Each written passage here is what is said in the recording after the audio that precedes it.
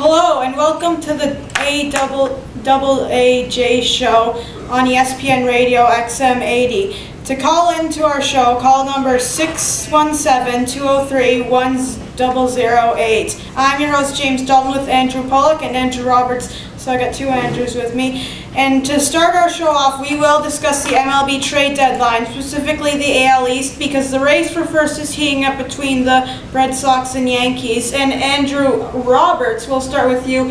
What types of players do you think both those teams need if they want to win the division? Well, I think Red Sox and Yankees, what they're trying to do is have a better deadline than each other. Red Sox, I think they got to start already. Nathan Eovaldi.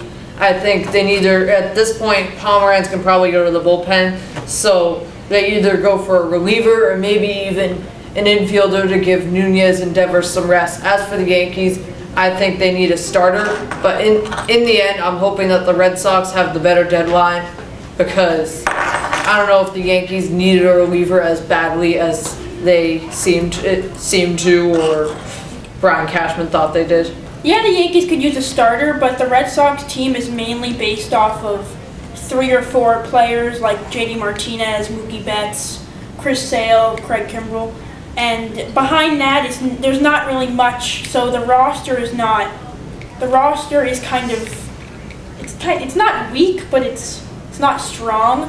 Well, the Yankees have kind of the exact opposite, but they have a few not as good players, but a strong like rest of the team. And so I think you're right, whoever wins the trade deadline wins the division. And we're hearing about Nathan Eovaldi going to the Rays and Zach Britton going to the Yankees. No, Nathan Eovaldi going to the Red Sox.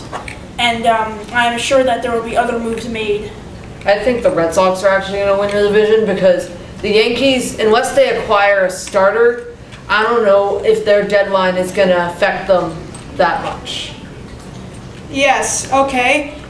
So that's one topic. We'll get back to that later on. Our next topic is the Kawhi DeRozan trade. And personally, I, a Raptors fan, think that Toronto won that because DeRozan certainly does not have the experience and the ability to handle a team all by himself. I think that he's going to go into San Antonio and the fans are expecting him to carry the team and he's not going to do a good job at it. And you put Kawhi and Lowry together and those two will be the next dynamic duo. Yeah, but Kawhi doesn't want to play in Toronto. Kawhi didn't want to play in San Antonio either. He wants to play in LA.